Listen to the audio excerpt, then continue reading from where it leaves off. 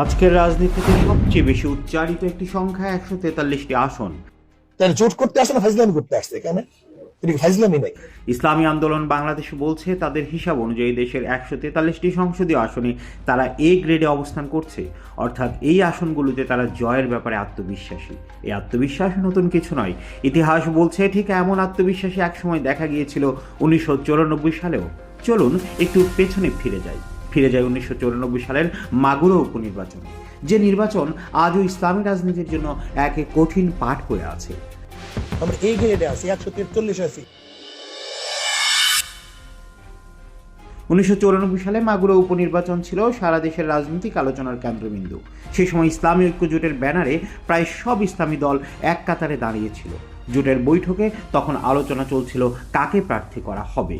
জোটে ছিল খেলাফত মজলিস, নেজামে ইসলাম পার্টি এবং ইসলামী আন্দোলন বাংলাদেশ। ঠিক সেই সময় চরমুনাইয়ের তৎকালীন পীর সাহেব একটি জোরালো দাবি উত্থাপন করেন।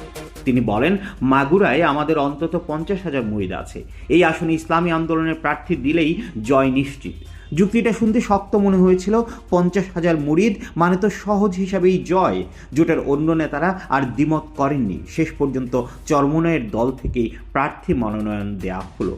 সে সময় জোটের সদস্য সচিব ছিলেন প্রখ্যাত রাজনীতিবিদ মরহুম মাওলানা আব্দুল লতিফ নিজামী। তিনি নিজে টানা 7 দিন মাগুরায় অবস্থান করে প্রচারণা চালান, কিন্তু ভোট গণনার পর দেখা গেল এক ভয়াবহ বাস্তবতা। চরমুনাইয়ের পীর সাহেব যে 50,000 মুরিদের কথা বলেছিলেন, সেই পুরো নির্বাচনী এলাকায় জোটের প্রার্থী পেয়েছেন মাত্র 3,000 ভোট। প্রশ্ন উঠল, তাহলে বাকি 47,000 মুরিদ গেল কোথায়? তারা কি ভোট দিতেই আসেনি, নাকি হুজুরকে সম্মান করছেন কিন্তু ভোট দিয়েছেন অন্য মার্কায়? এই ঘটনার নির্মম সত্য মাওলানা আব্দুল লতিফ নিজামী তুলে ধরেছেন তার লেখা গ্রন্থে ও কালান্তর ম্যাগাজিনে। ইসলামী রাজনীতির ইতিহাসের 424 নম্বর পৃষ্ঠায় তিনি লিখেছেন, রাজনীতিতে মুরিদ দিয়ে কিছু হয় না, জাত দিলে জমায়েত করা যায় কিন্তু ভোটে জয় পাওয়া যায় না। এর মানে হচ্ছে সভা সমাবেশ করার জন্য আবেগী মুরিদরা চলে আসে মানুষের ঢল নামে, কিন্তু ভোটের বাক্সে এর কোনো প্রভাব পড়ে না। এই একটি লাইনই ইসলামী রাজনীতির সবচেয়ে বড় শিক্ষা। 2026 সালেও কি আমরা সেই জায়গাতেই?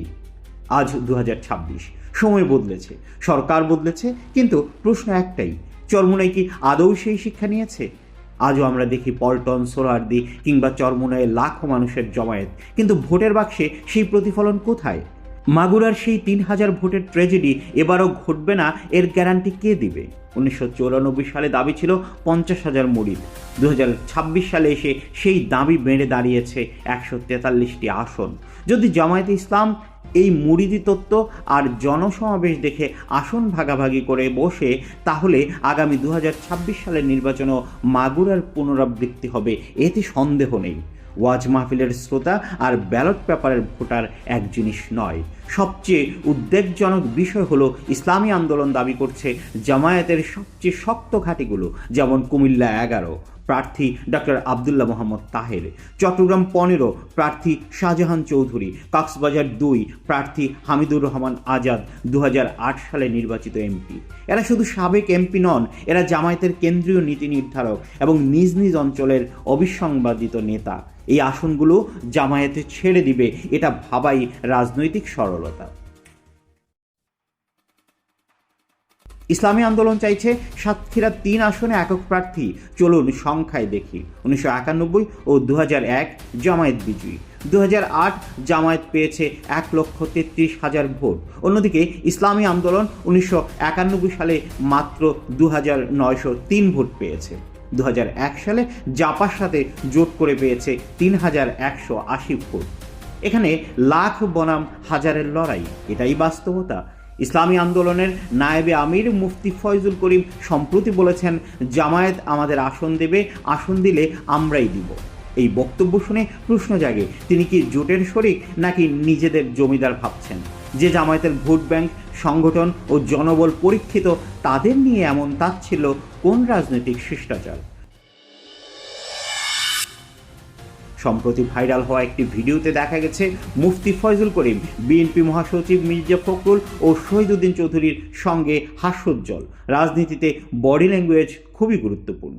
জামায়াতের সঙ্গে যখন আসন নিয়ে টান পড়েন, ঠিক তখন বিএনপির সঙ্গে এই ঘনিষ্ঠতা কী বার্তা দিচ্ছে?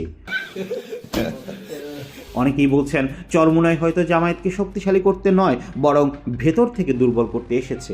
এবার একটু নজর দেই ব্রাহ্মণবাড়িয়া 2 আসন। এখানে বিএনপির প্রার্থী আছে, জামায়াত আসন ছেড়েছে, কিন্তু জোটের কেউই শক্ত অবস্থানে নেই। ফলাফল, কপাল খুলে গেছে স্বতন্ত্র প্রার্থী রুমিন ফারহানার। এটাই হয় যখন সম্ভাবনাময় আসন ভুল হাতে তুলে দেওয়া হয়। সমঝোতা দরকার, কিন্তু আত্মসম্মান বিসর্জন দিয়ে নয়।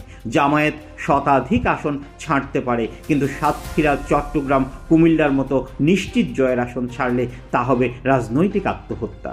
ইতিহাস বড় নির্মম শিক্ষক, মাগুরা আমাদের চোখে আঙ্গুল দিয়ে দেখিয়েছে। শেষ প্রশ্নটা আপনাদের জন্য, জামায়াত কি এই অযৌক্তিক আবদার মেনে নেবে, নাকি নিজেদের শক্তির উপর ভর করে একাই লড়াই করবে? ভাবুন, কারণ ভুল সিদ্ধান্তের মূল্য রাজনীতিতে খুবই চড়া। Suman Salauddin, desk news, 0 TV.